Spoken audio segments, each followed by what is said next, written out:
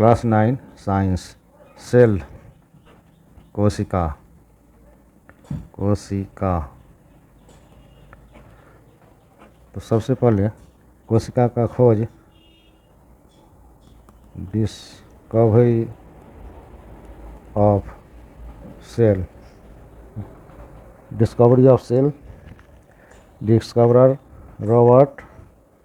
Robert Hooke. और Robert Hooke ने सबसे पहले कोशिका का खोज किया था। कहाँ? Cork cell. कॉर्क क्या है ये? वृक्ष का छाल। वृक्ष का छाल। तो ये क्या था?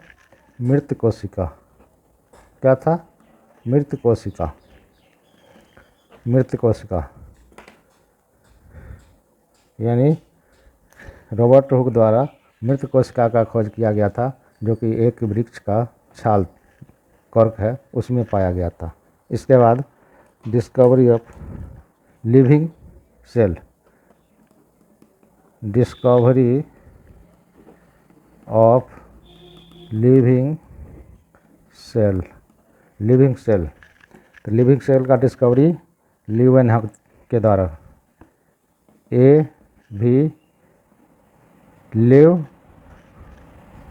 लीवेनहॉक के द्वारा किया गया था।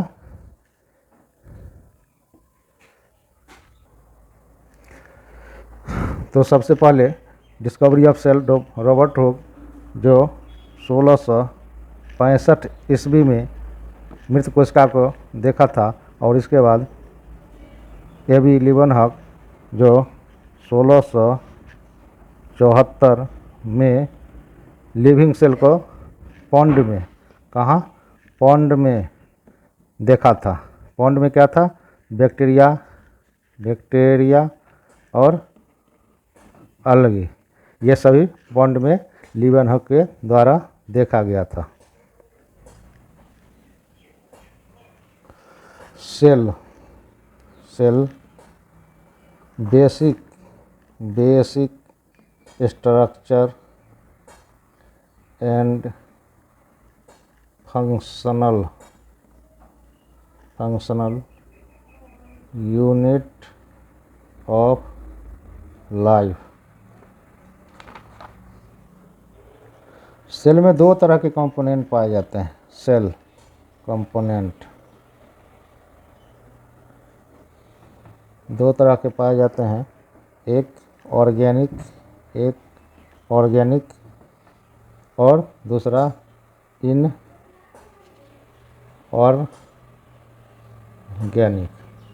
एक ऑर्गेनिक और दूसरा इनऑर्गेनिक। ऑर्गेनिक कंपाउंड हो गए प्रोटीन, फैट, कार्बोहाइड्रेट और न्यूक्लिक एसिड, ये सभी ऑर्गेनिक कंपाउंड होते हैं। और इनऑर्गेनिक कंपाउंड में पाए जाते हैं वाटर,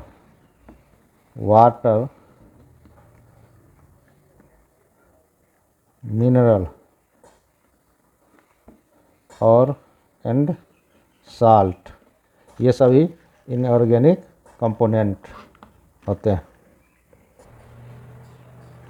सेल साइज प्रायः सेल का आकार, कोशिका का आकार 5 से 100 माइक्रोमीटर होता है। तो लार्जेस्ट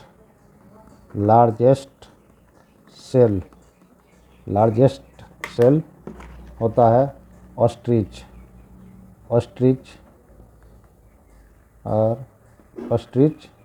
एग, लार्जेस्ट सेल। और largest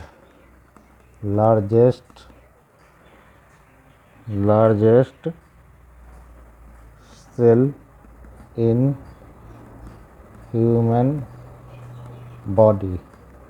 largest cell in human body, इसमें होगा नर्व सेल। नर्व सेल सबसे बड़ा ह्यूमन बॉडी में पाया जाने वाला सेल होता है। अब सेल दो प्रकार के होते हैं। एक होता है प्रोकैरियोटिक सेल, प्रोकैरियोटिक सेल। दूसरा होगा यूकैरियोटिक सेल। प्रोकैरियोटिक और eukaryotic, prokaryotic cell, eukaryotic cell. अब प्रोकैरियोटिक सेल क्या होगा? प्रोकैरियोटिक सेल किसे कहेंगे? तो जिस जीव की कोशिकाओं में केंद्रक झिल्ली नहीं होता है उसे प्रोकैरियोटिक सेल कहा जाता है। प्रोकैरियोटिक सेल को अगर लिखें तो प्रो और कैरियन। प्रो का अर्थ होता है पूर्व, और कैरियन का अर्थ होगा पूर्व, और कैरियन का अर्थ होता है केंद्रक। अर्थात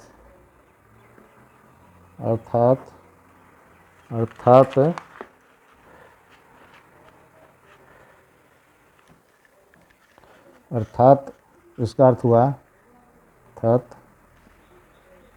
केंद्रक से पूर्व की कोशिका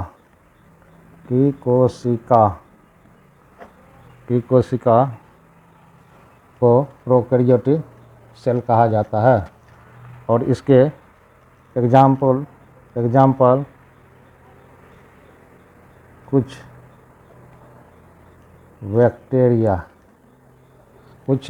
बैक्टीरिया हैं।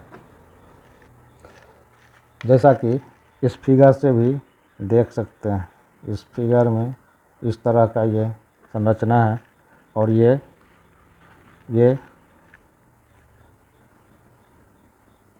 इस तरह का प्लाज्मा मेम्ब्रेन का ये दीवार है, और ये यहाँ पर इस तरह की रचना बीच में होगी, जिसे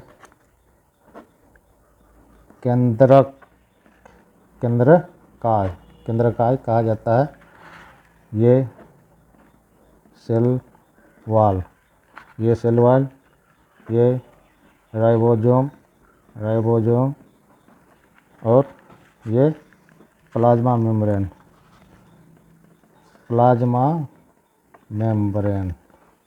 इस तरह से देख रहे हैं कि इस बैक्टीरिया के अंदर ये जो न्यूक्लियस है, न्यूक्लियस का ये जो मेम्ब्रेन होता है, ये अनुपस्थित होता है इसमें, इसलिए इसे प्रोकैरियोटिक सेल कहा जाता है, यानी पूर्व केंद्रक, यानी केंद्रक से पूर्व की कोशिका।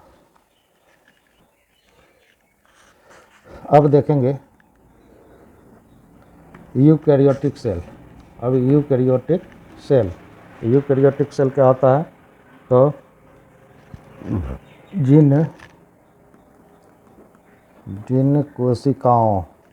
कोशिकाओं में केंद्रक झिल्ली उपस्थित होता है उसे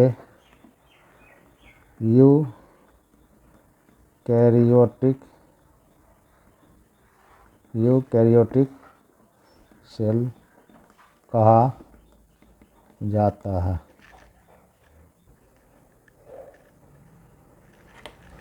एग्जाम्पल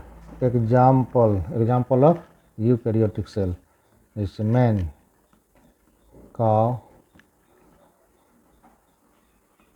प्लांट और भी जितना बड़ा जीव जंतु है इसके उदाहरण है यूकैरियोटिक सेल के। ये है यूकैरियोटिक सेल की बनावट। इसमें ये केंद्रक है जो दोहरी लेयर का है, 2 लेयर का, और इसमें इस तरह का छिद्र पाया जाता है और इसमें क्रोमेटिन पदार्थ होते हैं। इस तरह से देखा जाता है तो इसमें न्यूक्लियस बिल्कुल अलग होते हैं, एक दूसरे से अलग होते हैं। तो ये साइटोप्लाज्म ये कोशिका के अंदर जो पाया जाता है जीव द्रव, इसको साइटोप्लाज्म, और इसके अंदर जो जीव द्रव होता है उसको कैरियोप्लाज्म कहा जाता है। ये इसमें कैरियोप्लाज्म और इसके जीव द्रव को साइटोप्लाज्म, केंद्र के अंदर के जीव द्रव को कैरियोप्लाज्म।